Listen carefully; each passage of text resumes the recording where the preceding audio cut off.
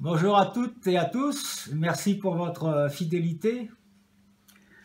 Je voudrais vous parler aujourd'hui de l'intervention de M. Macron qu'il a faite le 13 avril.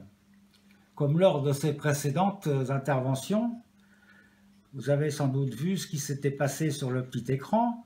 Et moi, c'est ce qui m'a tracassé le plus, c'est de voir un peu, d'imaginer cette personne qui tapait à la machine ou je ne sais quoi, qui tapait le discours du président au fur et à mesure qu'il parlait, pour que ce discours apparaisse en bas de l'écran.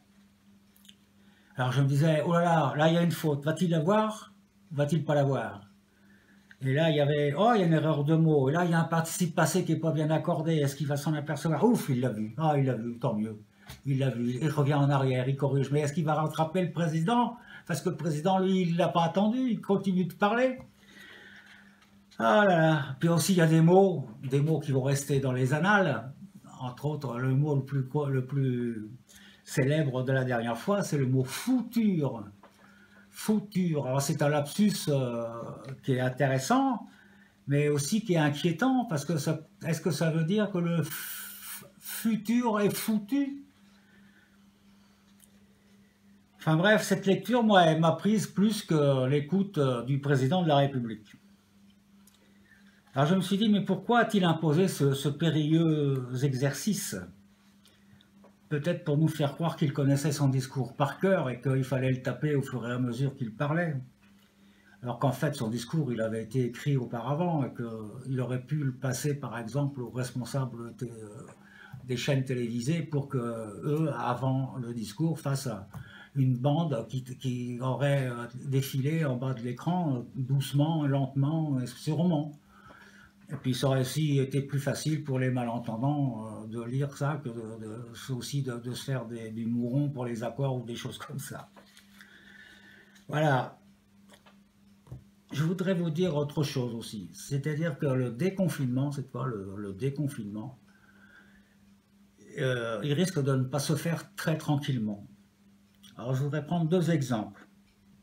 D'abord, on nous a seriné au début des problèmes avec le virus, que les enfants étaient, bien sûr sans en être responsables, mais étaient des bons conducteurs pour le virus, des conducteurs faciles pour le transmettre, et puis ces enfants, les voilà lâchés dans la nature.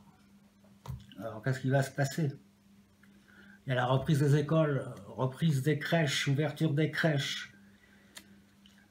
Le 11 mai, progressivement, les écoles vont reprendre, nous a dit le président, progressivement. Alors c'est-à-dire que toutes les écoles ne vont pas ouvrir le même jour. Alors vu le nombre d'écoles, j'imagine qu'aux derniers élèves qui reprendront le chemin de l'école, les profs diront « Bonjour tout le monde, j'ai la joie de vous annoncer que demain vous serez en vacances d'été. Au revoir tout le monde. » Jamais. Alors là aussi, où ça ne va pas se faire tranquillement, c'est dans les entreprises. Ça risque d'être chaud. Déjà, alors que nous étions à peine au milieu de notre déconfinement, les patrons ont annoncé que le temps de travail sera rallongé et que des congés serviront à éponger des journées de déconfinement. Éponger des journées de confinement, pardon. Rallonger le temps de travail à des femmes, à des hommes, qui sortent d'une période qui les a marqués physiquement, moralement. Ce n'est pas le temps de travail qui va être allongé, c'est le temps du burn-out. Oui, il va certainement y avoir des dépressions qui risquent d'être nombreuses, après 2 mois pendant lesquels on a été obligé de tenir le coup, pour que les enfants ne soient pas trop déstabilisés, et puis aussi pour ne pas remplir les hôpitaux où les lits libres se raréfiaient. Et puis, c'est quoi des congés pendant le confinement? Ceux qui parlent de congés pendant le confinement, ils étaient sur leur transat, installés dans leur grand jardin, au bord de la piscine. Parce que les congés sont faits bien pour quitter un autre enfermement, pour changer d'air, pour se dépayser, pour se balader. tout le contraire du confinement que nous vivons aujourd'hui, encore. Et puis pendant le temps des congés, il n'y a pas de perte de salaire, alors que le chômage partiel fait perdre du salaire aux salariés, mais pas aux patrons, parce que là, le gouvernement rembourse tous les versements de salaire pendant cette période de chômage. Donc ce sont toujours les mêmes finalement qui payent, qui trinquent. Et pour le temps de travail, j'entendais la colère d'un grand patron d'un grand restaurant qui augmentera le temps de travail de ses salariés, qu'ils soient contents ou non. Mais dans ce milieu de travail, c'est là que le temps de travail est le plus long. Alors il va falloir faire des journées pour eux, des journées de 30 heures, pour que les gars, les filles qui travaillent là-dedans puissent se reposer un peu.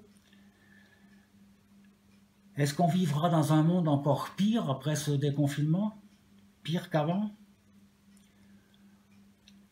Ces patrons disent que le travail, c'est ça qui redressera la situation. Mais pendant qu'ils parlent, il y en a qui travaillent justement. Ils affirment des choses comme si avant ce virus, ce coronavirus, comme si on n'avait rien fait, comme si on foutait rien. Alors un peu de sérieux s'il vous plaît, messieurs les patrons. Au revoir, à bientôt.